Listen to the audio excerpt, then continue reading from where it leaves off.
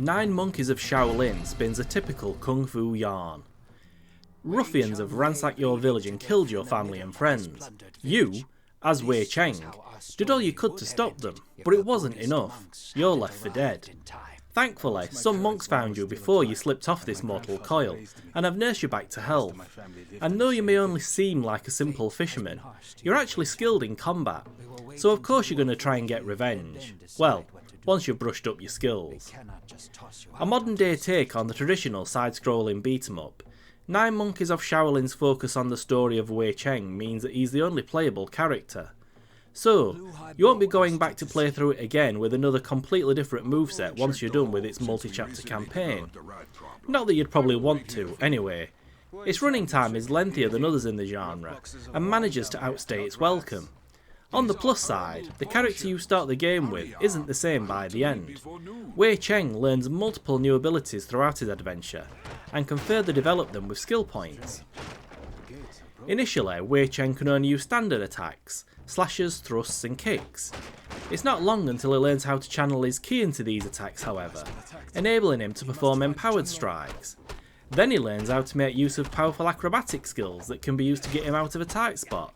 And finally, he learns how to use seals, which impair the enemies around him. By placing skill points earned by completing stages in the skill trees of each of these abilities, they can be made more formidable and versatile. But as Wei Cheng, you can't just rely on your offensive skills to get you through your journey successfully. It's imperative that you also learn when to dodge and when to parry. As ever, in each of 9 Monkeys of Shaolin stages you move from left to right, beating up a wide range of goons as you go. Most will come at you with melee weapons, but lurking in the periphery of battle will be some armed with range weapons such as blowpipes or rifles. Reflecting the attacks of these cheeky opportunists is often the only way to take them down, and it's achieved by performing a well-timed parry, at least in the early stages of the game. Some melee enemies can only really be opened up by parrying their attacks too. All told, there's probably too much parrying to be done in 9 Monkeys of Shaolin, though it does calm itself down a bit with the ranged attacks as you progress further, and you gain new ways to deal with them. Rather than forcing you to complete one stage after another in a linear fashion until the game is complete, 9 Monkeys of Shaolin often presents you with multiple stages which you can tackle in the order you see fit. A hub area between each stage also grants a brief respite, and allows you to replay stages you've already beaten or missed from previous chapters, spend your acquired skill points and change your equipment. You'll unlock new weapons, beads and shoes as you play through the game, which each provide their own benefit. Some even have a profound effect on the gameplay, such as sandals that allow you to dash through enemies with great haste, rather than performing your laborious dodge.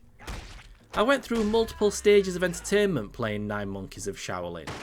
Initially I was impressed by its fluidity and its solid combat mechanics, but aggravated by how often I was having to parry to kill enemies lurking in the background. Around the middle it went up in my estimation, with my expanded abilities and a pleasing number of new enemies providing some much needed variety. But as I pushed into the game's final third, I began to grow tired of it.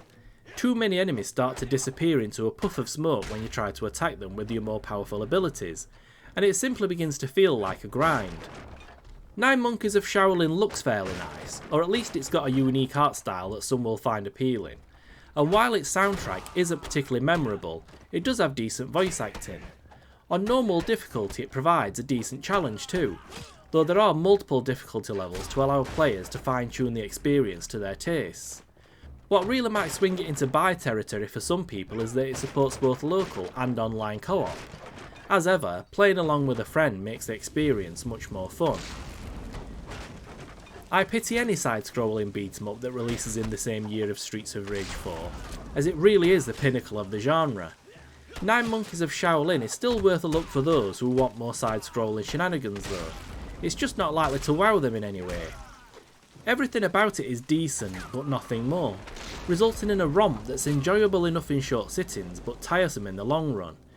It tries its best, but it simply fails to excite like it should. 9 Monkeys of Shaolin is available on PS4, Xbox One, Switch and PC.